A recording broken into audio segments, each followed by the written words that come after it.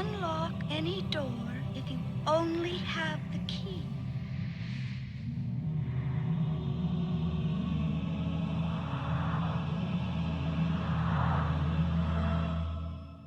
It started with Ken Anderson. He brought in the book, Mrs. Frisbee and the Rats of NIMH. And Ken was adamant and just passionate about that book. He just simply pointed to the book and said, this is a great story. And I think he liked it because it dealt with something that was a little bizarre, which was the element in the story about giving mice injections and it changing their DNA somehow so that they became very intelligent and can read. And then, what happens when they become intelligent, what responsibility follows that kind of an occasion. And so I think he was attracted to it because it had a little bit of a bite in it. So we said, well, let's go make this feature. That's a great opportunity. And so that's how it all started.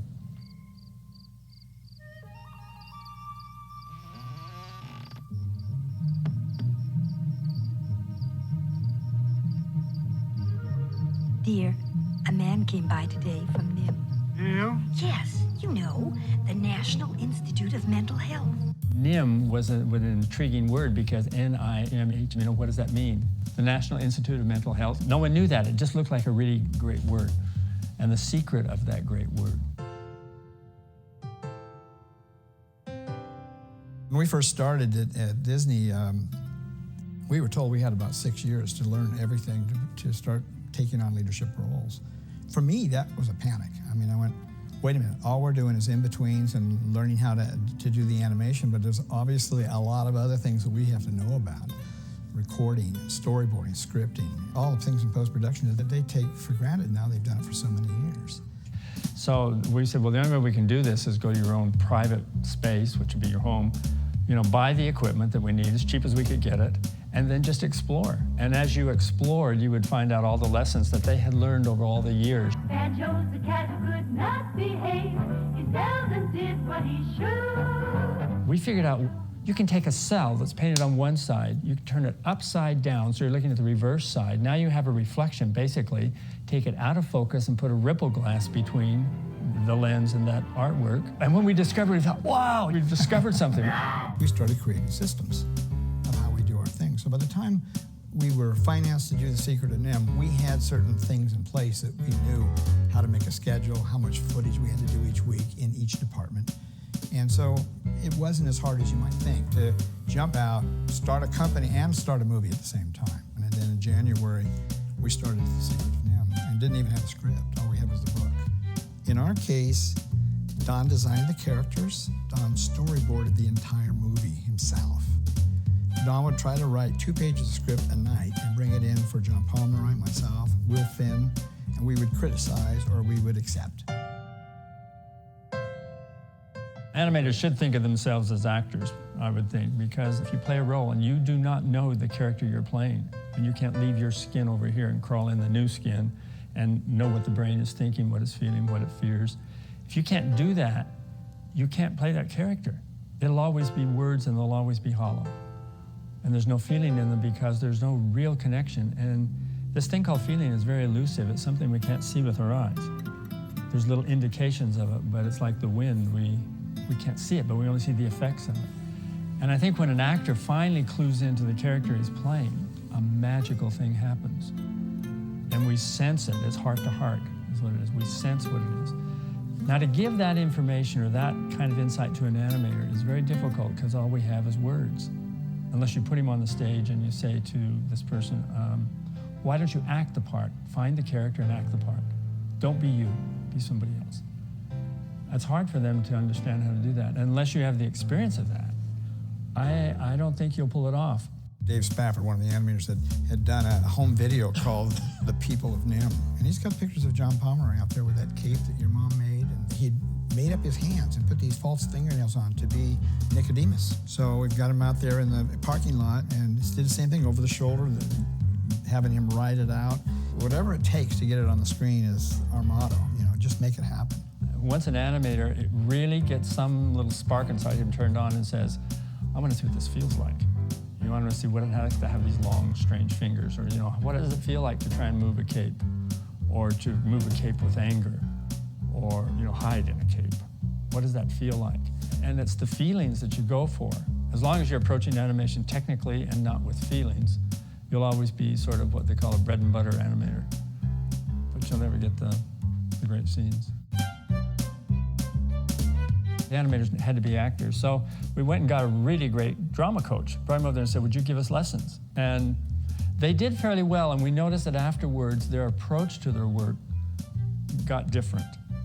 You know, and even something as simple as the drama coach would say, now today we're going to walk across the room one at a time, and I want you to play like you just lost your job. I want to see that in the walk. Okay, so there's a feeling now they have to put in the walk. Well, some of them hadn't a clue.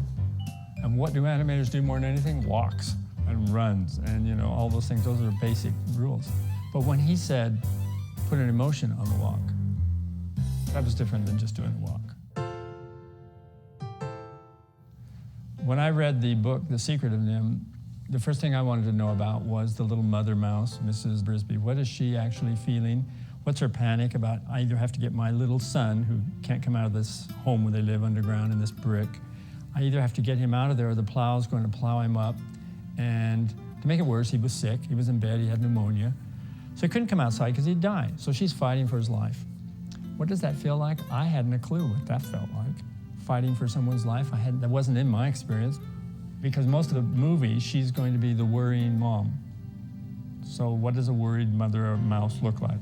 And I learned something years ago in the English department, that when you take the content of something, which is worry, and you take the form of something, and you put them together, you can never separate those two. That form and content define what it is. So we tried then to make her look fragile, look like she's very vulnerable and can be hurt easily, although she's going to fight things like tractors and, you know, big obstacles she's going to fight. She has to look like she couldn't possibly win. So frail. And then very poor as a church mouse, so her clothes wouldn't be anything. And very feminine. And because we thought, one of the things with mice, and they're easy to draw by formula, is you just draw the ears, then you draw these little cheek hair and everything. Well, we took all that and pushed it up. So the ears were pushed up too. You push all the hair up so it looks like one of the movies from, we'll say, the 30s, where all the hair went up on top like Betty Grable. Please, I'll do anything to save Timmy. The Crow was the most fun for me. I think because I had known Dom DeLuise, and Dom DeLuise had already created this character. I didn't have to do much thinking about it. He was sort of like that. In the book, the Crow isn't a big character, and he definitely doesn't want to get married or want to mate. So we gave him a lot of things which made him very interesting to me. Like one of them is he has to find Miss Right. I haven't found Miss Right yet, but when I do, the whole world will hear us singing. Dom had a great deal to do with this because he would make up things. Once he got the track you were on with a character, he would say, I got it. And then he would bring things to it that you hadn't thought of. And so gradually, the character was being created really in the sound, in the recording. We like to storyboard to a radio track, not storyboard to the script. If it's an action sequence, Don will actually pick a piece of music that he thinks fits what that action is, and he'll storyboard to the music. But if you're going to storyboard, you want to pose the characters, get expressions on the character's face in the storyboard to fit what's going on in that dialogue. Paul Chenard, who did the voice of Jenner. Paul, he came in, he had this really, really deep voice when he spoke. Didn't quite get and this was just the reverse of what I've been saying, but didn't quite get who the character was because all we had is a few drawings, but no boards. So he recorded it and we just talked our way through it. He recorded it. After he then saw the animatic that we created with his voice, he wanted to re-record. He says, I can go better than you've got right there. No taste for blood, huh? They've taken the animal out of you. We had a saying once that the audience never knows how much the project costs. It either works or it doesn't work. But it didn't really affect our costs. Well, no, we knew how much that we had to spend. It was 4? Well, we thought it was going to cost $6.5 million. We were told, no, you have to do it for 5.7. And in the end, we all together, the executive producers and us, had to borrow more money on our homes to come up with another $700,000. So it ended up at something like 6.385. But we finished it very close to what we You've originally kept said it that would from me cost. all these years. We really had to borrow money on our Yeah, homes. it's like the third mortgage on each of our homes. Jeez. Now is here, run your lives, run! It's moving day! Everybody on staff lived in that studio. Little tiny 5,500 square foot building down there off Ventura Boulevard. And I mean, we expanded and rented some extra space by the end of it, but we had people in the hallways. So I mean, it was more a love of the art. We were trying to say, look, it can be done today, and it can be done economically. You know, it's about inspiring those artists around you to get it, you know. So, I mean, we didn't have a budget where we could actually do overtime, so everybody was donating their time to get it done. I mean, it was nothing to work a 110-hour week. We had 100 people that worked in-house, and we had 45 cell painters that worked in their homes. They would come to our office and pick up the work and take it home with them. And we had 4 other small offices that had 3 or 4 artists in them, and our Xerox camera was set up in a separate building. It was very crude. I mean, we did it on a shoestring. When I was growing up, I grew up on, you know, the golden age of animation. And it was just really an amazing thing to me. And I lived on a farm and I milked cows. That's what I did. And was basically an illiterate kid from a farm in Utah, and I hadn't read a book till I got to college, cover to cover. So anyway, I knew that I was really not even in a mainstream. I was so far below what was expected, you know, of a person in the United States to learn. And I had a horse. I'd ride him into town, go to a movie, and it was usually a Disney movie, something like that. And I would go to that movie, and then I'd get up and get back on the horse and dream all the way home when I rode 5 miles back to my house. And those gave me something which was the foundation upon which I sort of built everything that I am, and what I represent, what I stand for, and what I love. And so for me, what animation came to represent was sort of like, if you will, a sparkle of hope in the middle of a dreary world, where you can go there and it's like an oasis. You can drink and you can be refreshed, and then you can get ideas.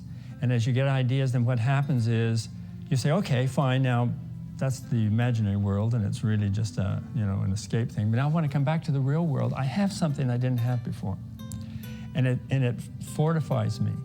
So when I started going into animation, when I met Gary and we started building our own films, I kept thinking, you know what, somewhere out there, there's a farm kid who's milking cows, who has a horse, and maybe goes, and maybe they look at our pictures, and maybe what it's going to do for them is the same thing it did for me.